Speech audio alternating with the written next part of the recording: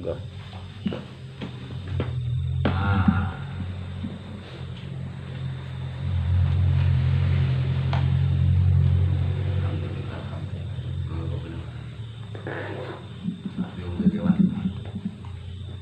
Assalamualaikum warahmatullahi wabarakatuh. Alhamdulillah wassalatu wassalamu ala Rasulillah Sayyidina Muhammad ibn Abdillah wa ala alihi wa sahbihi wa man walah, amma ba'd. Bapak-bapak, para hadirin yang dimuliakan Allah Subhanahu wa taala. Yang terhormat Bapak Tohadi sebagai Ketua PAC Kecamatan Rantau Rasau, serta tak lupa yang sama kita muliakan Bapak Yai Izzuddin, serta para tokoh yang hadir pada kesempatan kali ini. Bapak-bapak yang berbahagia, alhamdulillah, syukur kita kepada Allah Subhanahu wa taala yang pada malam hari ini masih memberikan kita hidayah dan taufik, sehingga dengan hidayah tersebut kita dapat melangkahkan kaki hadir di majelis zikir Ratibul Haddad, sekaligus juga majelis pensyarahan atau penjabaran tentang makna-makna kalimat-kalimat yang ada di dalam Ratibul Haddad ini. Mudah-mudahan apa yang kita lakukan pada malam hari ini diterima, diijabah oleh Allah Subhanahu wa taala dan diridhai oleh Allah Subhanahu wa taala. Amin ya rabbal alamin. Para hadirin, kelanjutan tentang syarah atau penjabaran dari kalimat-kalimat yang ada di dalam Ratibul Haddad masih berkaitan dengan suratul Fatihah. Jadi ada beberapa pertemuan kita tentang suratul Fatihah ini. Ini mungkin yang ketiga kalinya. Sebetulnya dalam pengajian kita ini yang ingin saya targetkan itu yang pertama dari segi bacaan. Ya, kita ingin bacaan Ratibul Haddad kita ini sesuai dengan kaidah-kaidah yang diajarkan oleh ulama-ulama kita. Dari segi bacaan Al-Quran, segi bacaan zikir itu harus pas. Ya, jangan sampai nanti bacaan kita itu tidak sesuai dengan kaidah keilmuan yang ada. Nah, karena itulah makanya saya ingin kemarin minta kepada Ustaz Hakim ya, untuk mencontohkan kepada kita cara membaca ya suratul Fatihah yang sedang kita pelajari pada saat ini. Nah, baru kita akan mengkaji isi kandungan dalam suratul Fatihah tersebut. Itu sebetulnya targetnya dua aja, asal kita zahirnya sudah betul, baru nanti kita menginjak kepada sisi batiniahnya. Nah, karena sisi zahir ini nggak bisa ditinggalkan. Ya, kalau kita baca suratul Fatihah salah, tentu sholat kita akan salah juga. Nah, jadi sisi zahiriyah yang biasa kita kenal dengan sisi syariat gitu ya, itu sisi syariat nggak bisa ditinggalin. Ya, nggak mungkin seseorang dapat mencapai tahapan-tahapan tinggi dalam ilmu agama kalau sisi syariatnya ditinggalkan. Seperti contoh, kalau kita ingin sholat kita diterima Allah Subhanahu wa taala, kemudian memberikan efek positif dalam kehidupan kita, dan kita dapat sesuatu anugerah dari Allah taala dengan sebab sholat yang kita lakukan dan diterima, tentu harus dengan jalan syariat terlebih dahulu. Harus dengan sah dulu bacaan Fatihahnya, sah dulu gerakan-gerakan sholatnya dan lain sebagainya. Nah, karena itu biarlah saya contohkan dulu ya bacaan Fatihahnya. Kita baca ramai-ramai Pak ya. Yang sudah bisa nggak apa-apa, kita sambil ngambil berkah, karena setiap kali ungkapan Al-Quran yang kita ucapkan itu, setiap hurufnya akan dinilai pahala oleh Allah Subhanahu wa taala. Baik, saya contohkan aja ya, nanti untuk kedepannya biarlah dicontohkan oleh, di sini ada Pak Tejo juga kan korek juga. Ya, biar dicontohin kawan-kawan yang lain. Baik, kita baca Al-Fatihah sama-sama biar saya contohkan ngambil berkahnya. A'udzu billahi minasy syaithanir rajim.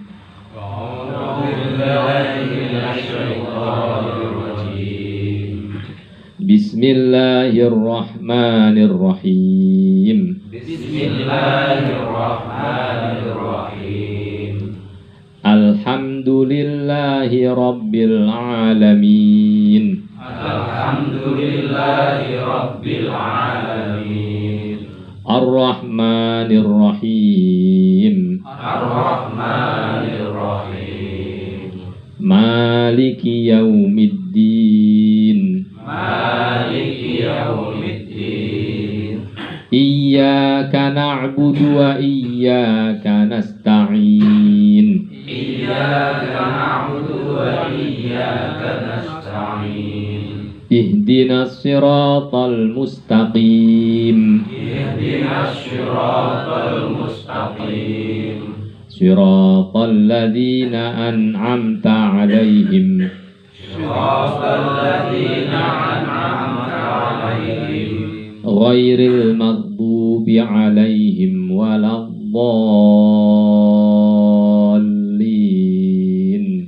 Ghairil maghdubi 'alaihim waladdallin. Amin. Amin. Ya, di ayat terakhir suratul Fatihah tadi dari siratal ladzina an'amta 'alaihim. Nah, di sini kita boleh membaca secara nyambung, boleh juga dibaca secara terpisah. Jadi kalau mau dibaca terpisah, siratal ladzina an'amta 'alaihim, di situ kita tahan berhenti dan mengambil nafas. Ya, tapi yang kata sebagian ulama yang paling afdol, yang lebih afdolnya yaitu dengan cara disambung. Siratal ladzina an'amta 'alaihim ghairil maghdubi 'alaihim waladdallin. Ya, itu sekedar bacaan Al-Fatihah yang saya dengar tadi, insya Allah standar segitu sudah cukup untuk sahnya bacaan untuk sholat kita. Nah, ya. Berikutnya adalah ya, tentang makna kandungan yang terdapat dalam suratul Fatihah. Nah, bacaan Al-Quran dan zikir-zikir lainnya akan memberikan efek yang sangat positif dan sangat besar kalau dibacanya bukan cuma dengan lisan. Berarti harus dengan sisi batiniyah. Berarti harus ngerti makna-makna yang ada di dalam suratul Fatihah. Apa sih maknanya? Nah, yang pertama dulu saya kasih gambaran ya, bahwa suratul Fatihah ini diriwayatkan dalam sebuah hadis bahwa Allah Subhanahu wa taala membagi dalam suratul Fatihah ini dua bagian. Ketika seseorang sholat, dalam suratul Fatihah itu Allah taala membaginya menjadi dua. Bagian pertama khusus untuk Allah Subhanahu wa taala. Nah, bagian keduanya itu akan dibagi untuk hambanya. Nah, di sini dijelaskan, hadis diriwayatkan dari Sayyidina Abu Hurairah radhiyallahu taala anhu. Beliau katakan, Rasulullah sallallahu alaihi wasallam pernah bersabda, "Innallaha ta'ala yaqul." Sesungguhnya Allah Subhanahu wa taala berfirman, "Qasamtu sholata baini wa baina 'abdi nisfain." Aku membagi sholat antara diriku dan diri hambaku menjadi dua. Berarti Allah Ta'ala membagi dua bagian dalam sholat yang kita lakukan.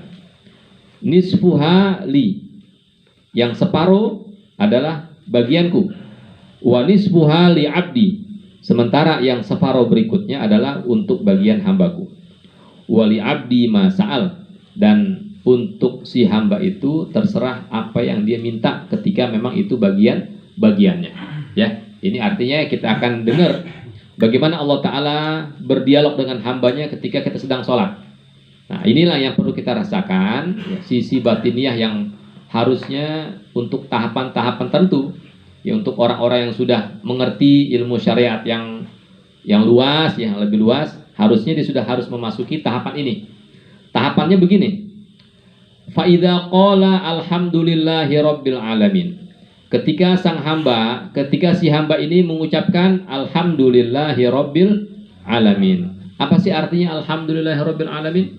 Iya, segala puji, semua pujian itu milik Allah Subhanahu wa taala, Rabbil alamin, Tuhan yang menciptakan, Tuhan yang mengatur, Tuhan yang memelihara dan menjaga seluruh alam semesta.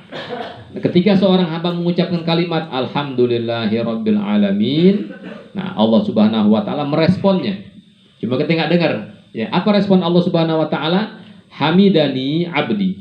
Ya, oh, hambaku ini memuji diriku, kata Allah taala. Wa idza qala ar-rahmanur rahim.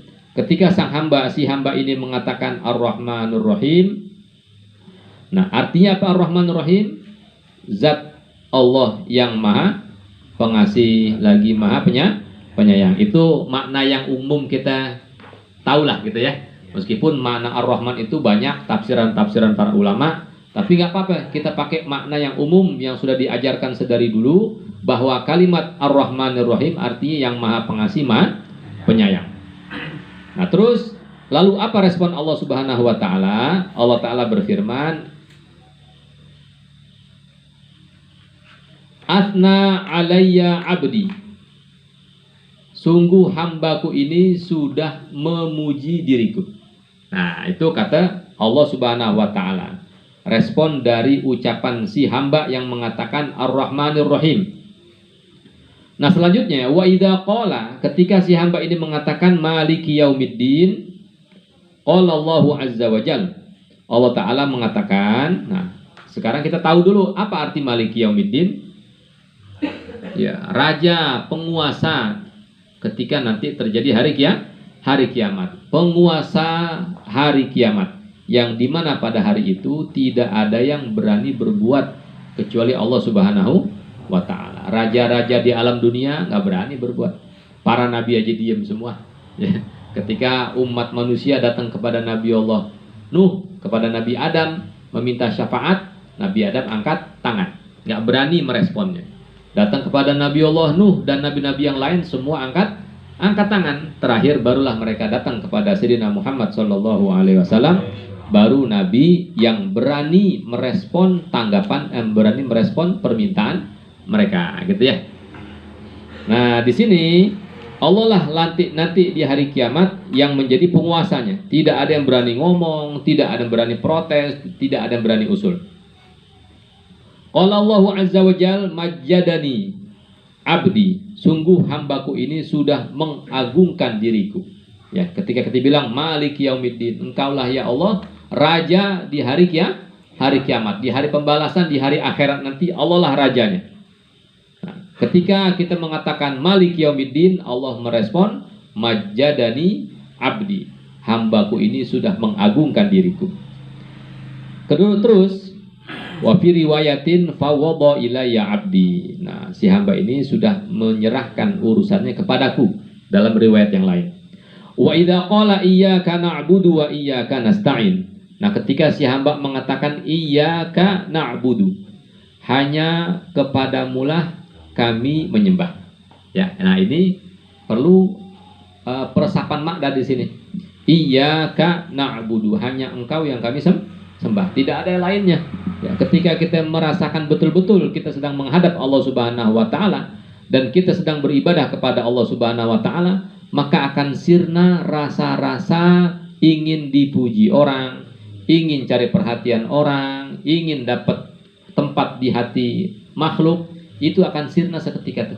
Karena kita merasa kita ini ibadah hanya kepada Allah Subhanahu wa ta'ala. Nah ini perlu dirasakan. Dulu waktu saya masih ngaji, Habib Abdurrahman Segaf tuh guru saya pernah bilang, saat kalimat iyyaka na'budu wa iyyaka nasta'in, yang artinya hanya kepadamulah kami menyembah dan hanya kepadamulah kami memohon pertolongan, usahakan hati kita hadir ketika sholat. Ya, biasanya kan kalau kita hadir, hati kita kan kalau kita sholat kan biasanya hati kita kemana-mana. Ya, Allahu Akbar, ingat Allahu Akbar.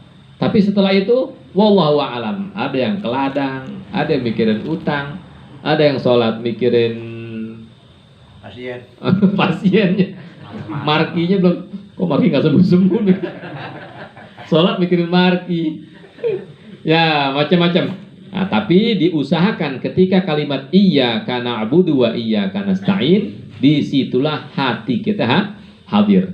Nah, bagaimana respon Allah Subhanahu wa taala ketika si hamba menyatakan dirinya, ya Allah, hanya Engkau yang kami sembah, hanya Engkau yang kami mohon pertolongannya.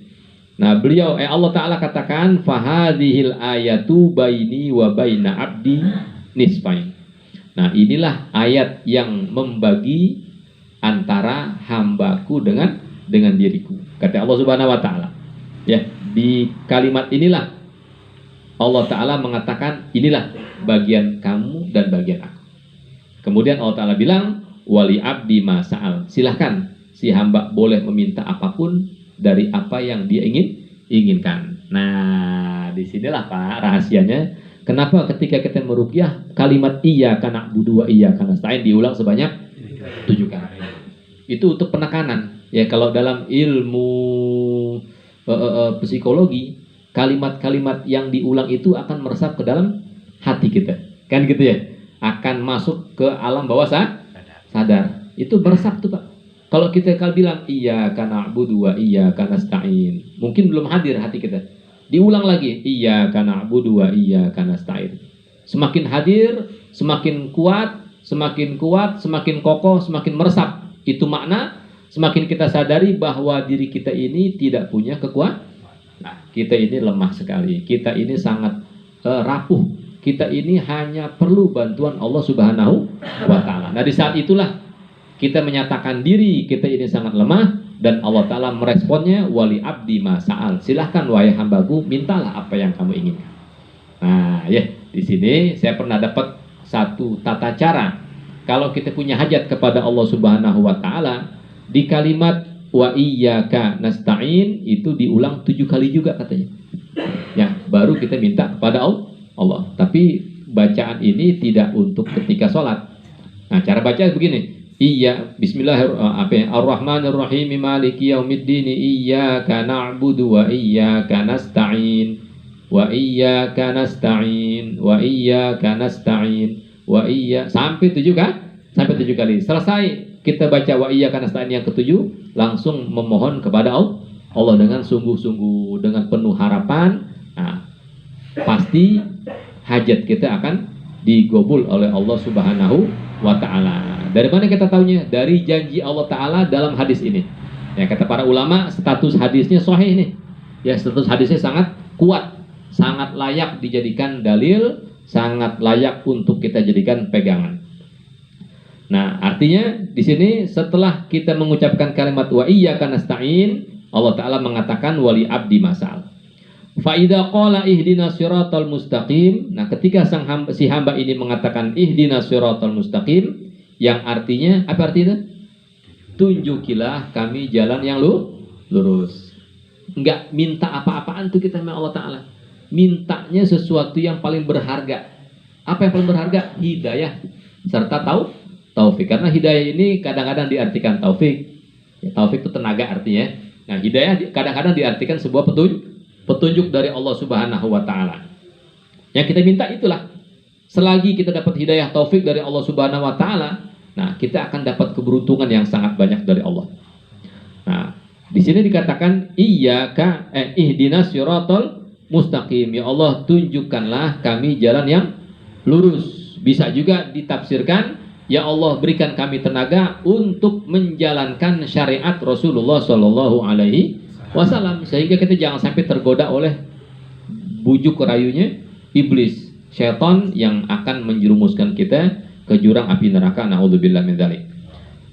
Terus siratal ladzina an'amta alaihim, ya, jalan yang lurus yaitu jalan orang-orang yang engkau berikan nikmat dari kalangan para nabi, kalangan para syuhada dan orang-orang soleh, ya, dari masa lalu sampai masa sekarang.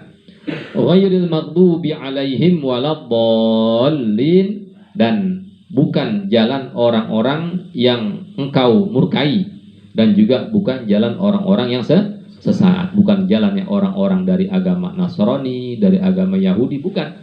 Yang kita minta petunjuk yang lurus, syariat Rasulullah Shallallahu alaihi wasallam. Kita minta agar hati ini kuat, yakin, tetap yakin dengan syariat Rasulullah, dapat melaksanakan ajaran-ajaran Rasulullah Shallallahu alaihi wasallam sampai kita menutup usia. Nah, baru ditutup dengan kalimat amin. ya. Apa sih arti amin? Ya Allah, terimalah doa kan? Nah, jadi amin itu isim yang bermakna kata kerja. Kalau dalam bahasa Arab ya, dalam bahasa Arab nahwu itu ada namanya isim, ada namanya fi'il. Nah, dia ini bermakna kata kerja perintah.